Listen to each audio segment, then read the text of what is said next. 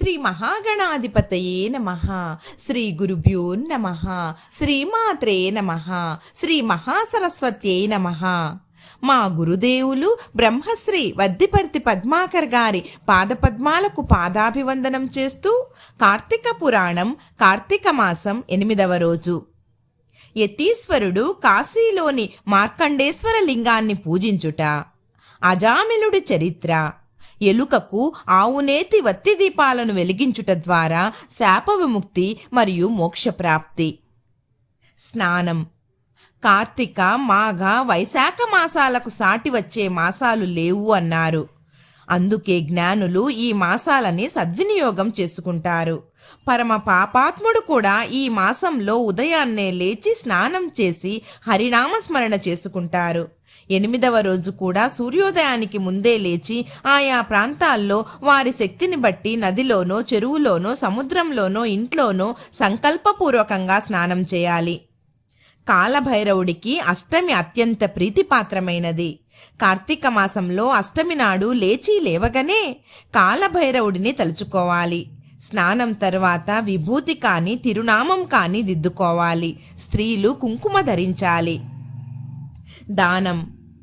వేలాది సంవత్సరాల నుండి కార్తీక మాసంలో స్వల్ప దానం చేస్తే మహాపుణ్యమంటారు. విడిగా ఎంత పుణ్యం చేసినా, ఎన్ని దానాలు చేసినా రాని పుణ్యం కార్తీక మాసంలో చిన్న దానం వలన పుణ్యం వస్తుంది. ఆకలితో ఉన్నవానికి భోజనం పెడితే ఎంత ఇష్టంగా తింటాడో, ఈ మాసంలో హరి కూడా భక్తి అనే ఆకలితో ఉంటాడు. నామస్మరణ అనే ఆహారాన్ని, భక్తి అనే ఆహారాన్ని తినటానికి సిద్ధంగా ఉంటాడు. ఈరోజు ఇష్టదేవతను భక్తి శ్రద్ధలతో ఆరాధించి స్వయంపాకం దానం చేయాలి. స్వయంపాకంలో ఉసిరికాయలు తప్పనిసరిగా ఉండాలి. ఉసిరికాయలను తమలపాకులలో పెట్టి దానం చేయాలి. తులసీ దళం, ఉసిరికాయ, బిల్వపత్రం దక్షిణతో పాటు ఒక మహాత్ముడికి అర్హత కలిగిన వారికి దానం చేస్తే ఆ ఇంట్లో నిత్యానందం కలుగుతుంది. పొరపాటున జాతకవశాత్తు దుఃఖం వస్తే అది ఎదుర్కొనే మనోబలం, సహాయకులు లభిస్తారు. 2 తక్కువ కాకుండా తమలపాకులు, వక్కలు, తులసీ దళాలు, బిల్వపత్రాలు, ఫలాలు కూడా దానం చేయవచ్చు. స్వయంపాకంలో ఎండుమిరపకాయలు, కూరగాయలతో కలిపి దానం చేయాలి. దీనివలన కుటుంబంలో వచ్చే దీర్ఘవ్యాధులు పోతాయి. పూజ. స్నానం తర్వాత శివాలయానికో, వైష్ణవాలయానికో, అమ్మవారి ఆలయానికో వెళ్ళాలి. యథాశక్తి అర్చన చేయాలి. ఉదయం 6 గంటల నుండి 7 గంటల లోపు రుద్రాభిషేకం చేయటం చాలా మంచిది. దానిని ప్రదోషకాలం అని పేరు. ఆ కాలంలో చేసే రుద్రాభిషేకం హరహర మహాదేవ, శంభో శంకర, నమశివాయ అని పలికే శివనామస్మరణ వలన, నారాయణ, వాసుదేవ, పరంధామ అని ఎలుగెత్తి పిలిచే హరినామస్మరణ వలన మహా ఫలితం వస్తుంది. అందువలన పూర్వకాలంలో ఈ పని చేసేవారు. దీనివల్ల విడి రోజులలో చేసే పుణ్యం కంటే ఎక్కువ పుణ్యం వస్తుంది. అష్టమి అష్ట కష్టాలు తొలగిస్తుంది. అష్టమి నాడు హరినామస్మరణ చేసి పరమ పాపాత్ముడు కూడా బాగుపడ్డాడు అని వశిష్ఠుడు జనక మహారాజుకి ఒక కథ చెప్పాడు. విఘ్నేశ్వరుని, గురువుని తలుచుకొని కాలభైరవ అష్టకం చదువుకోవాలి. అష్టమి నాడు కాలభైరవ అష్టకం స్వగృహంలో కానీ గుడిలో కానీ చదివితే అపమృత్యు భయం ఉండదు. దుర్మరణం పాలు కారు. పారాయణ చేయలేని వారు విన్నా చాలు, ఆ ఇంటిలో ఉన్నవారు పూర్ణ ఆయుష్షు పొందుతారు. అష్టమి నాడు నక్త ఉపవాసం చేయాలి.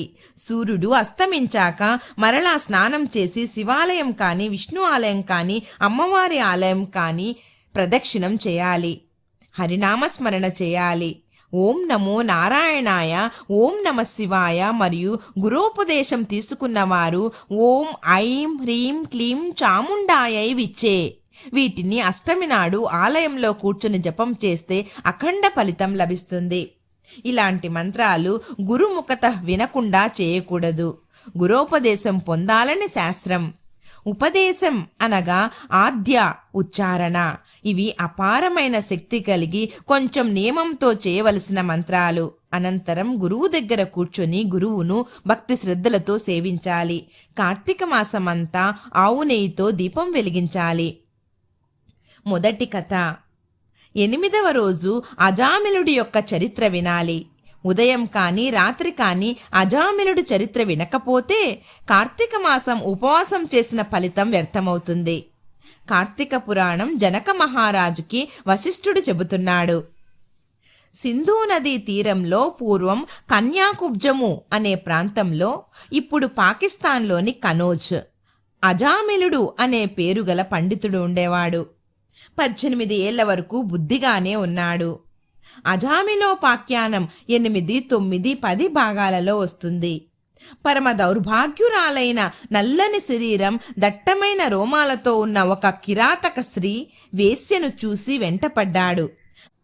బాగా తాగాడు. శరీరాన్ని డబ్బు కోసం అమ్ముకునే నీచ స్త్రీ మైకంలో పడి వరించాడు. ఆమె కోసం ఇల్లు పొలాలు అమ్మేశాడు. భార్య ఎంత ఏడుస్తున్నా వినకుండా భార్య నగలు అమ్మేశాడు. నీ భార్య ఎంతో సుగుణశీలి, అందమైనది, పవిత్రురాలు అని తల్లిదండ్రులు చెబుతుంటే వారిని చితగ్గొట్టాడు. చివరకు భార్య ఆత్మహత్య చేసుకుంది. తల్లిదండ్రులు చనిపోయారు. ఇల్లు అంతా అమ్మి ఆమెకు ఇచ్చేశాడు. గోమాంసం తినేవాడు. ఆస్తి పోయింది. దొంగతనాలు చేసేవాడు. అందరినీ చంపేవాడు. 14 మంది సంతానం పుట్టారు. వయసు మళ్ళింది. గోమాంసం తిన్నాడు. మద్యం తాగాడు. తల్లిదండ్రులను చంపాడు. హత్యలు చేశాడు. చేయరాని పాపాలు చేశాడు. ప్రతి వ్యక్తి ఒక స్థాయి దాటి చేసిన పాపానికి శిక్షను అనుభవించక తప్పదు. క్రమంగా వయస్సు పెరిగింది. 85 సంవత్సరాలు వచ్చాయి. కళ్ళు కనిపించటం లేదు. వణుకు వచ్చింది. మలమూత్ర విసర్జన కూడా అదుపులో లేకుండా పోయింది. భయం పట్టుకుంది. తండ్రి వారసత్వం పట్టుకుని కొడుకులు దొంగతనాలు చేసి తీసుకువస్తే తాగేవాడు. ఆ దౌర్భాగ్యుడికి పోయే కాలం దగ్గరికి వచ్చింది. ఒక రోజున సూర్యుడు అస్తమించే లోపల భయంకరమైన 3 యమకింకరులు అజామిలుడికి కనపడ్డారు. ఘోర పాపాలు, మహాపాపాలు చేస్తే 3 యమకింకరులు వస్తారు. కొంచెం పాపం చేస్తే 2 వస్తారు. పాపం పుణ్యం 2 చేస్తే అప్పుడు యముడు స్వయంగా వస్తాడు. పరమ పుణ్యం తప్ప పాపం స్వల్పంగా ఉంటే యముడితో పాటు ఇంద్రాది దేవతలు కూడా వస్తారు. పాపమే లేకపోతే యముడు అందమైన రూపంతో విష్ణుదూతలోనూ శివకింకరులతోనూ వచ్చి స్వాగతం చెప్పి నమస్కారం చేసి ఉత్తమ లోకాలకు పంపుతారు. కార్తీక పురాణం శ్రద్ధగా వింటే యముడు అందంగా కనిపిస్తాడు. నరకానికి వెళ్ళవలసిన అవసరం ఉండదు. కార్తీక వ్రతం ఆచరిస్తే నరకానికి వెళ్లరు. అష్టమి నాడు ఈ కథను విన్నవారు మాట వరుసకు కూడా నరకానికి వెళ్లరు. అజామిలోపాఖ్యానం విన్నట్లయితే తప్పక తరిస్తారు. యమభటులు యమపాసం వేసి ప్రాణాన్ని పీకి పట్టుకెళ్తారు. పాపాత్ముల ప్రాణంను ప్రవేశపెట్టడానికి ఇంకొక శరీరాన్ని తెస్తారు. దాన్ని యాతనా శరీరం అంటారు. శరీరం లేకుండా ఆత్మ అల్లాడటానికి వీల్లేదు. అందుకని నల్లని 6 అంగుళాల శరీరం తెస్తారు. యాతనా శరీరంలోకి ఆ పాపాత్ముడి ప్రాణం ప్రవేశపెడతారు. యాతనలన్నీ ఆ శరీరం అనుభవిస్తుంది. భయంకరమైన బాధ పెట్టి యమయాతన పెట్టి చంపుతారు. పాపాత్ములకు భయంకరమైన కత్తులు, ఆయుధాలు పట్టుకొని భయంకరంగా కనిపిస్తారు. పురాణాలు వినే పుణ్యాత్ముల ప్రాణాన్ని దివ్య శరీరంలో ప్రవేశపెడతారు. మన శరీరంలోని ప్రాణం, శరీరం అంతా చైతన్య రూపంలో ఉంటుంది.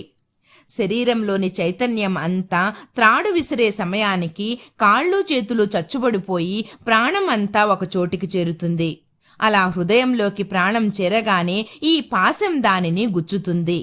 త్రాడు బయటకు లాగగానే ఆ ప్రాణం బయటకు వస్తుంది. యమకింకరులు పాశం గిరగిరా తిప్పి అజామిలుడి కేసి విసిరారు. వాడి శరీరం భయంతో కంపించిపోయింది. దూరంగా వాడి ఆఖరి కొడుకు కనిపించాడు. అజామిలుడు వణికిపోతూ నారాయణ నారాయణ అని తన కొడుకును పిలిచాడు. సరిగ్గా యమకింకరులు పాశం వేసే సమయానికి కొడుకు గుర్తుకు వచ్చి నారాయణ అన్నాడు. అంత్యకాలంలో నన్ను తలుచుకుంటూ శరీరం విడిచిపెడితే నా లోకానికి వస్తారు.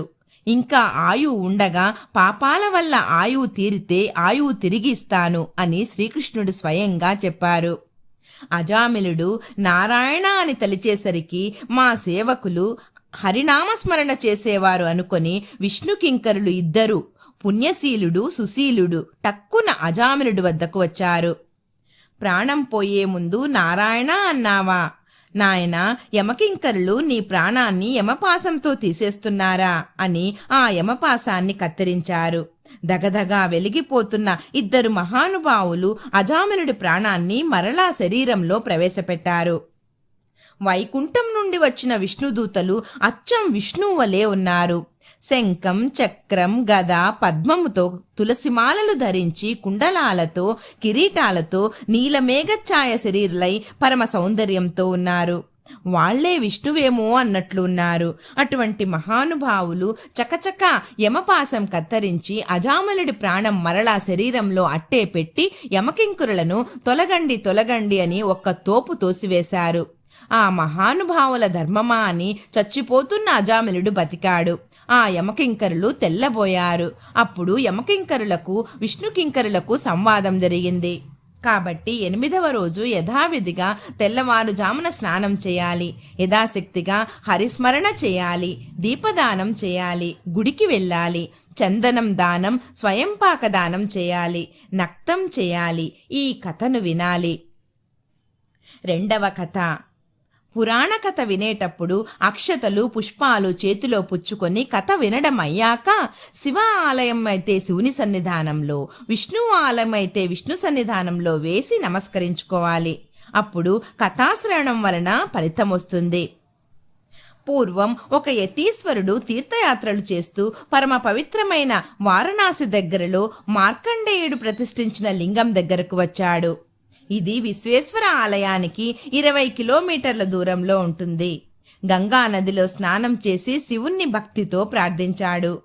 మార్కండేయుడు 12వ ఏటనే యమధర్మరాజు వలన గండం వస్తుందని తెలుసుకొని కాశీ వెళ్లి గంగానదీ తీరంలో లింగాన్ని ప్రతిష్ఠించి ఆ లింగాన్ని కౌగిలించుకొని పంచాక్షరి జపం చేశాడు. మార్కండేయుని చంద్రశేఖరాష్టకం ఈరోజు తప్పక వినాలి. అప్పుడు యముడు మార్కండేయుని చంపడానికి వస్తే ఎడమ కాలితో యముడిని తన్ని అవతలికి గెంటి శివుడు యముడిని సంహరించి మార్కండేయుడిని చిరాయువు చేశాడు. అప్పటి నుండి ఈ లింగం మార్కండేశ్వర లింగం అని పిలువబడింది.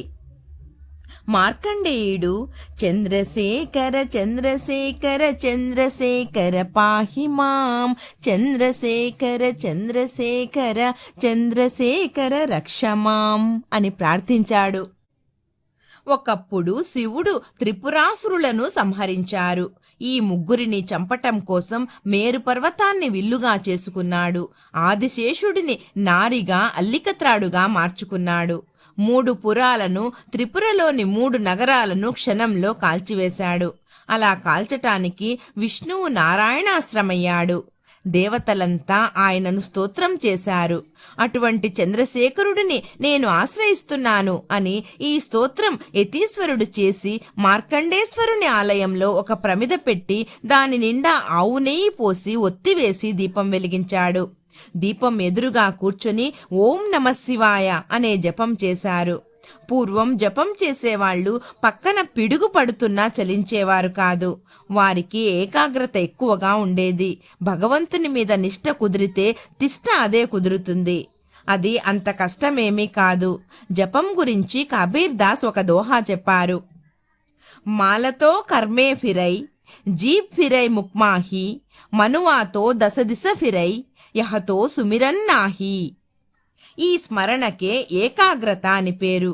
అటువంటి ఏకాగ్రత పొందిన వారు ఈ జన్మలోనే ముక్తి పొందుతారు. యతీంద్రుడు జపం చేస్తూ పూర్తిగా శివునిలో లీనమైపోయాడు. ఇంతలో ఒక ఎలుక వచ్చింది. అక్కడ ఉన్న ఒత్తి దగ్గరకు వచ్చింది. ఒత్తిని నోటితో కరిచింది. నోరు కాలింది. అది వెలిగే వత్తిని వదలకుండా కంగారులో అటూ ఇటూ పరిగెత్తింది. ప్రక్కన చాలా ప్రమిదలున్నాయి. వాటిలో కొన్ని ఒత్తులు కొండెక్కినాయి. ఈ ఎలుక అటూ ఇటూ పరిగెత్తినప్పుడు ఆ ఒత్తులు అంటుకొని మళ్ళీ వెలగాయి. వరుసగా 3-4 దీపాలు వెలిగాయి. అవి వెలగడంతోటే ఆ ఎలుక పెద్ద శబ్దంతో కుప్పకూలిపోయింది. ఒక మహాపురుషుడిగా మారిపోయింది. అతను పట్టు వస్త్రాలు, చెవులకు కుండలాలు, గిరజాల జుట్టు బంగారపు రంగులో ఉన్నాడు. ఈ శబ్దాలకు యతీంద్రుడు ఉలిక్కిపడి లేచాడు. ఎదురుగా ఒక అందమైన సంస్కారవంతమైన చదువుకున్న పురుషుడు కనపడ్డాడు. దానితో ఆయన తెల్లబోయి, కస్త్వం అంటే ఎవరు నువ్వు అని అడిగాడు. ఆయన తెల్లబోయి, నాకు కొంచెం గుర్తు ఉంది. నేను ఒక ఎలుకను. నా చెత్త తింటూ కుళ్ళిపోయిన వస్తువులను నా కన్నంలో పెట్టుకొని తింటూ ఉంటాను.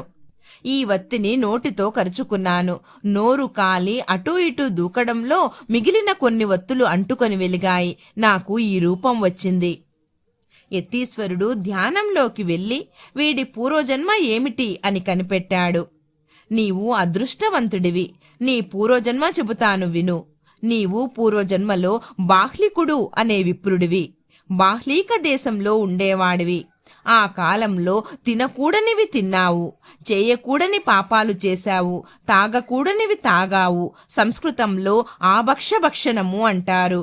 ఏకాదశి నాడు మద్యం తాగకూడదని శాస్త్రం. చివరి కాలంలో తల్లిదండ్రులు ముసలివాళ్లు అయిపోయి ఆ లోలత్వాన్ని విడిచిపెట్టి మమ్మల్ని పోషించరా అంటే వాళ్ల దగ్గరకు వెళ్ళలేదు.